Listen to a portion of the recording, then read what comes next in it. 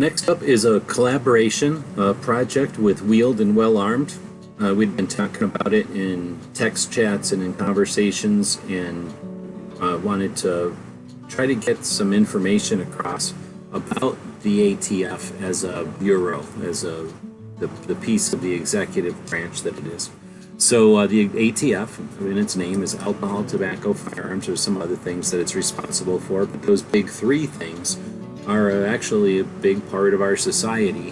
And something that's been bugging me for a while is that tobacco, according to the CDC, is responsible for something like 500,000 deaths. And alcohol, again, according to the CDC, the scientific portion of the government that we task with keeping track of things like this, there are something like 100,000 alcohol deaths each year.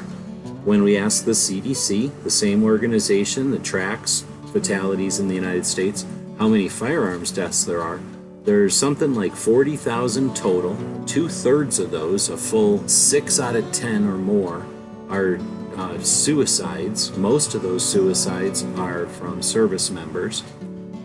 But if we remove the suicides, we're talking about 10,000, and those 10,000 deaths from firearms, and those include all of the lawful uses of defending people's lives, all the accidents, and then of course all the murders.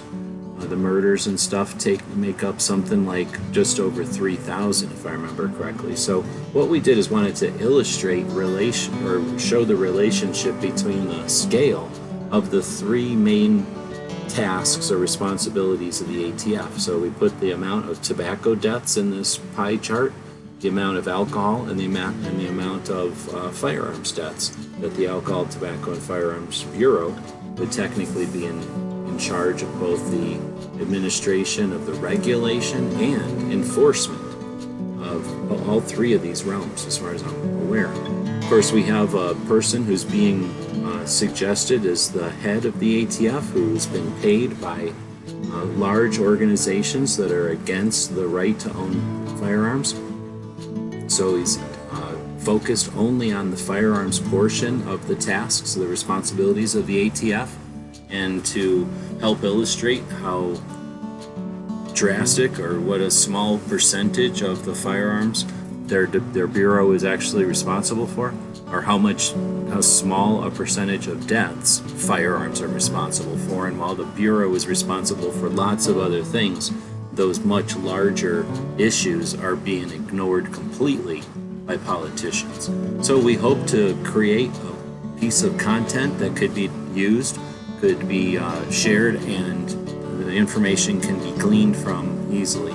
So we went with colors of the labels that correlated with the colors of the pie chart, and then changed the orientation a couple of times to try to figure out how to get it to work.